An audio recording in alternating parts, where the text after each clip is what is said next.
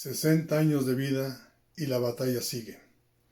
En los últimos 60 años, la historia de nuestra organización SIOAC acumula muchas derrotas. Las más dolorosas son el asesinato y encarcelamiento de compañeras y compañeros durante los primeros 20 años de vida combativa. Para ellos, una guirnalda de homenaje permanente. También acumulamos victorias, y no son pocas. Muy largo sería mencionarlas, y son además imposibles de acumular en la memoria.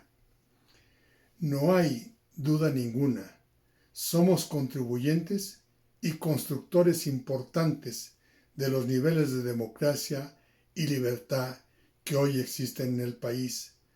También somos impulsores de la construcción de organismos de contrapeso a los poderes ejecutivos, legislativo y judicial. Pero la tarea aún no está concluida. Es necesaria y prioritaria la construcción permanente. Una de las mayores contribuciones fue nuestra participación en los movimientos que al final lograron un órgano autónomo y ciudadano que garantizara la transparencia electoral sin la mano perversa de los poderes de la Unión.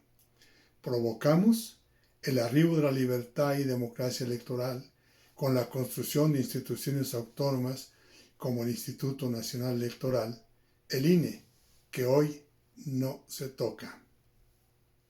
Pero también hay victorias que no podemos olvidar, y menos aún guardar silencio cómplice mientras avanza la narrativa oficial construyendo una falsa verdad. Es cierto que AMLO, siendo jefe de gobierno, estableció en noviembre del año 2003 una pensión para adultos mayores que vivieran en el Distrito Federal.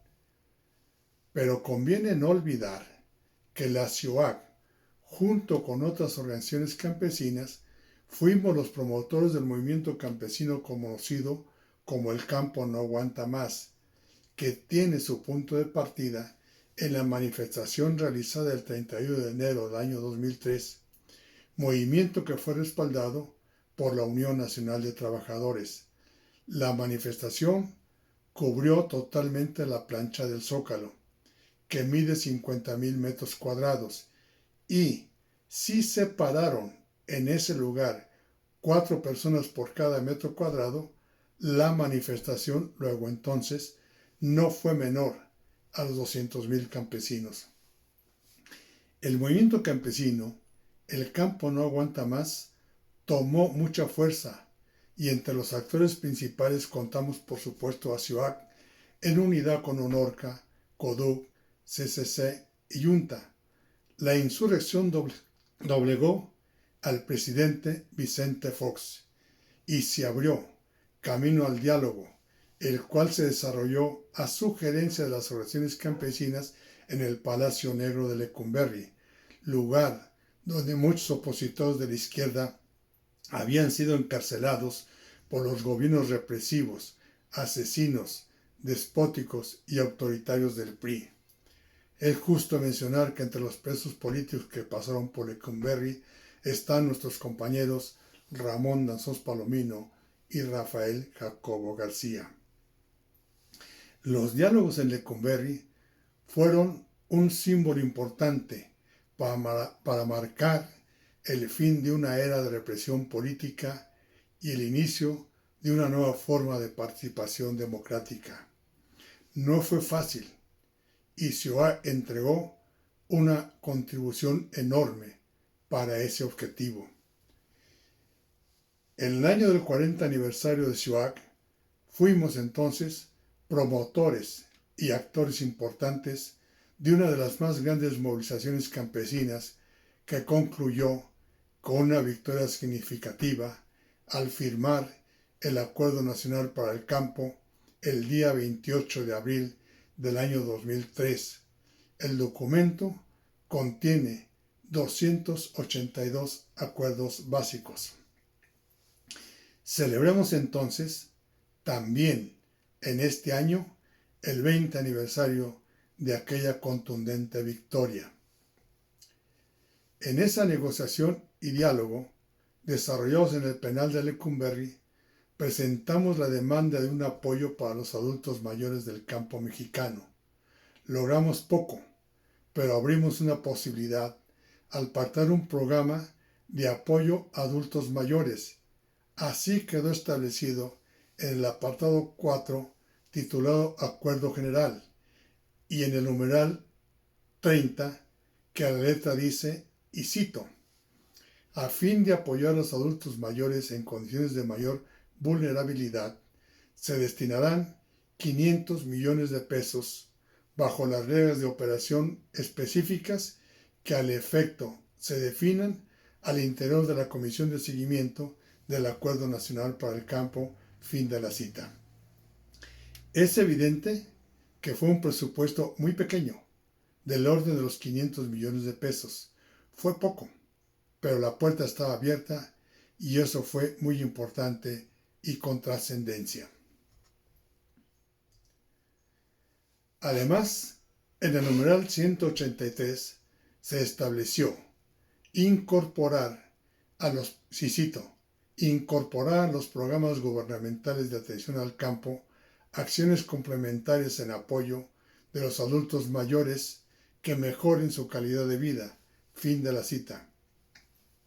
El objetivo era no solo programas asistenciales, también buscamos programas de carácter productivo. A partir de estos compromisos, en el Acuerdo Nacional para el Campo, la pensión no contributiva para adultos mayores adquirió presencia en nuestro país como una necesidad de justicia social distributiva. No es un invento de AMLO, y fuimos nosotros los que luchamos y dimos el primer paso para que esa pensión como derecho social existiera en nuestra nación, fondeada con transferencias de carácter fiscal. Antes de ese acuerdo, en México existían pensiones contributivas solo para los trabajadores de la iniciativa privada por conducto del IMSS y de los organismos del Estado por conducto del ISSSTE. Con nuestra acción, abrimos camino a la pensión no contributiva. En ese mismo año, del 2003, pero en el mes de noviembre, AMLO, siendo jefe de gobierno del Distrito Federal, publicó en la Gaceta Oficial la ley que establece el derecho a la pensión alimentaria para los adultos mayores de 78 años y más, residentes en el Distrito Federal.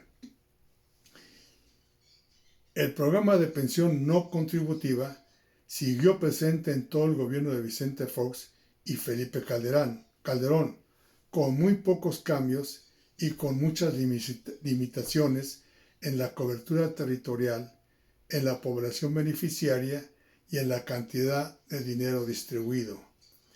En el gobierno de Peña Nieto fue elevada a la categoría jurídica de pensión universal, es decir, para todos los adultos de 65 años y más, pero siempre y cuando no fueran beneficiarios de una pensión contributiva mayor a los 1,092 pesos.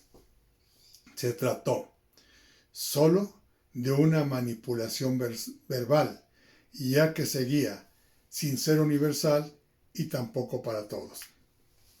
Fue ya en el gobierno actual que la pensión no contributiva se convirtió en universal y adquirió rango constitucional. El carácter universal y constitucional lo acordó el Congreso de la Unión con el voto favorable de todos los legisladores. Ahora la pensión es para absolutamente todos los adultos mayores, con el solo requisito de tener la edad mínima que el programa señala. Es un programa de Estado, donde los recursos fiscales provenientes de los impuestos se entregan a los adultos mayores. Es, por lo tanto, una política de Estado y no de gobierno, que está más allá de periodos sexenales y de voluntades presidenciales. Esta pensión no contributiva es fondeada con recursos fiscales que tienen su origen en el cobro de impuestos y otros ingresos. El presupuesto que se destina para cubrir las pensiones para adultos mayores es aprobado por los integrantes de la Cámara de Diputados y ejercido por el Poder Ejecutivo, pero es fundamentalmente el dinero que aportan los ciudadanos. Hoy es prioritario demandar que los montos de la pensión no pierdan su poder adquisitivo por efecto de la inflación.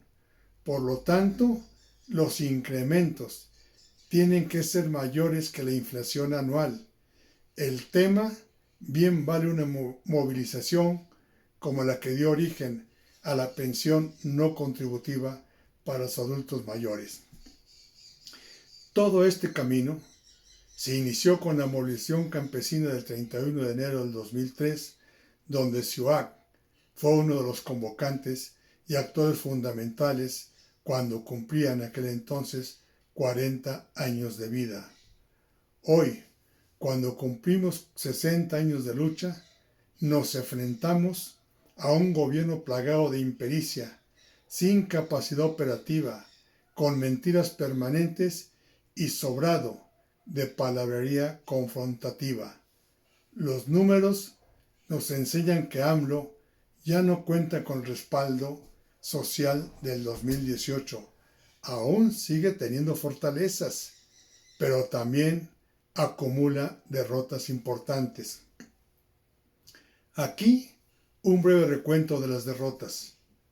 Primera, perdió la batalla por la reforma constitucional de la industria eléctrica. Segunda, en 2018, Morena y compañía obtuvieron 30 millones de votos y en las elecciones intermedias del 2021 solo 20 millones. Perdieron 10 millones de votantes. Un fracaso, sin duda alguna. Tercera, en la revocación de mandato fue un fracaso, ya que el 82% de los integrantes del padrón electoral no participaron de esa pantomima.